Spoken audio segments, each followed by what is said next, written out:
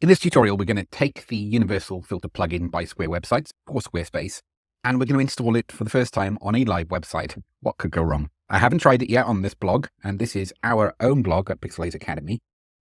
One thing I've been looking to do for a while is just to make it a little bit more seamless to navigate through, easier for viewers, where we can go through and organize our blog posts and point viewers to the right category. So once they finish the post, if there's any related topics within that category that we think can help the viewer completely for free, that's where the filter plugin will come in.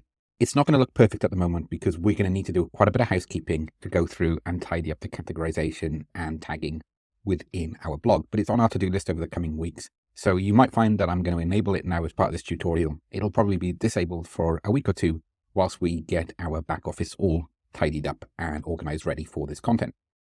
So anyway, that's enough of an intro for this video. Let's jump in and have a go and see if this works. First of all, I'm going to jump across to our page that we get once we've purchased the plugin with the instructions of how to install everything. And I'm going to copy this script here. All I'm going to do now is go to my blog page. So if I jump back to the main menu, if we start off, this is when you first log into Squarespace. If you go to Pages, then you find your blog on the menu system. It's here.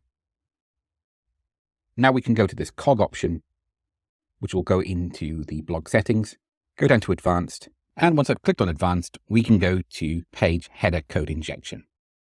We can see that I've also got some content already in place on this. We can just ignore that for now and carve out a section at the top. I'll put a comment above it.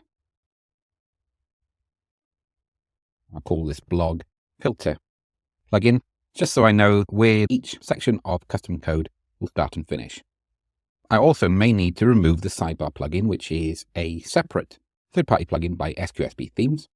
We're now ready to press save. However, if you find that you don't have any existing code in here, you can add a comment using this format, which is the triangular bracket, exclamation mark and a couple of dashes, and then a couple of dashes and a closing triangular bracket to finish. That's universal, allows us to put those comments into our code to organize it and keep it nice and neat. Now we've done that, we can press save. We're going to come back to this in a moment. And we should be able to see this Get Filter Config button here. If you're not seeing it, there's maybe something that you've done wrong, which I'll show you in just a moment. But for now, I'm just going to, with code selected, I'm just going to select all of that code in that block. I'm going to press Command-C on a Mac, or you can use Control-C on a Windows computer, or right-click and press Copy. I'm going to close that down, then go back into our blog settings, Advanced. And if you didn't see that button, there's a chance that you put Post Blog Item Code Injection and you clicked on that instead of the Page Header Code Injection. I actually did that the first time without thinking because I was too busy talking to you, and that's why it didn't appear for me. So now we've got this code, I'm going to actually get rid of that script that we already put in because we don't need it anymore.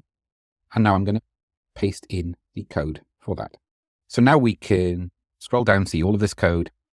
We've got a tag or a comment at the top that tells us where that area starts. And we've also got a comment showing where the next section starts. So now with that in place, we can press save and see how that's looking. So we can see by default, it's added our filter plugin on the left-hand side. And we can see our categories in place. There we go. Now it's loaded all of the categories. It took a little while to load them all. We can see we've got way too many options on there. So we're going to need to go through and tidy that up. And tags is even more.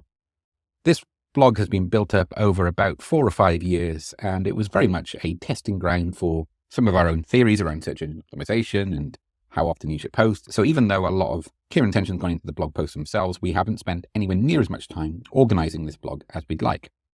But that will be changing soon. So we can see there's a sort filter A to Z, older or newer, which is quite a handy starting point. And we can search the blog. So if I search for lazy load, these are the 3 blog posts that have got that keyword in there. Nice and straightforward. What happens when I go through to a blog post itself? We can see that that's now removed. And we can see the blog post in full page layout. So this filter only works on the blog listing page, but I'm a big fan of that. Just makes it a little bit easier when someone goes through to the blog so they can find out information. You also don't need the search option there. So even though this isn't perfect, there's definitely a couple of things I'd like to do just to tidy this up. So if I jump back into the blog settings and again back into advanced and header code injection, we could see the code that we've got for this. Every tutorial I've created on this plugin up until this point has been for an online store. And the beauty of this plugin is by putting that original line of code in, then clicking on the button to get the full selection of code, that will change depending on whether it's a blog or an online store. That means that we've got individualized code for each, which I think is just genius in the simplicity and stripping out all of the complexity around using the code. There's no having to pick one or the other. It's essentially you install the one line of code, then it gives you everything you need to copy. We could just leave it at this point and not do anything extra. And all we've needed to do is just copy and paste, making this relatively straightforward even for beginners. We can see now we've got the option to change drop-downs to buttons, breadcrumbs, modern, pill buttons, or inline buttons, depending on how we want to go about it. I like the drop-downs. I think that works really well in this case. So let's make this section sticky as well. And let's go for 40 items per page. No, actually, we'll go with 36, which gives us 2 extra rows, because by default, we're going to be looking at 3 across. So let's go with 36. Now expand that to full screen. You can see our thumbnails, we can see the posts. And the beauty of this now is, as we scroll down, we can see that this remains sticky on the left-hand side. The only thing is, there might be some interference with additional code that we've added in, because we can see that category section is hidden when we scroll down. That might be just a little bit of tinkering with the custom CSS that I'm going to need to do to get that working. I think now at this stage, we can probably get rid of the search from up here. I can make this maybe a paragraph 2 to make the top section more compact. And now by just changing that, maybe that's fixed it. No. There seems to be an issue when we're previewing the page that's disappearing. It could be that on a live site. Let's have a look. This is why you shouldn't be doing tutorials on a live site.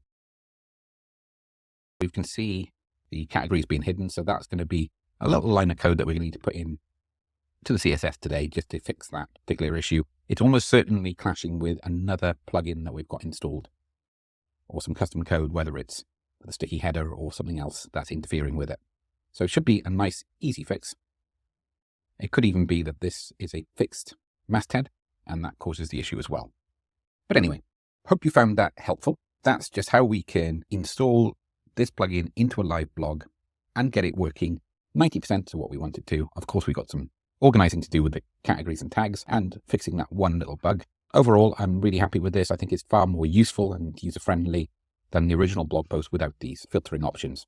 If you want to find out more about this, I've got a community over on School, which is just $15 a month, where I provide wraparound support, and myself and our team are available to you. So you can ask us about this plugin, about Square websites and their additional plugin range, or anything Squarespace related, and we'll be on hand to help. Information in the description. Otherwise, we'll catch you next time. Cheers.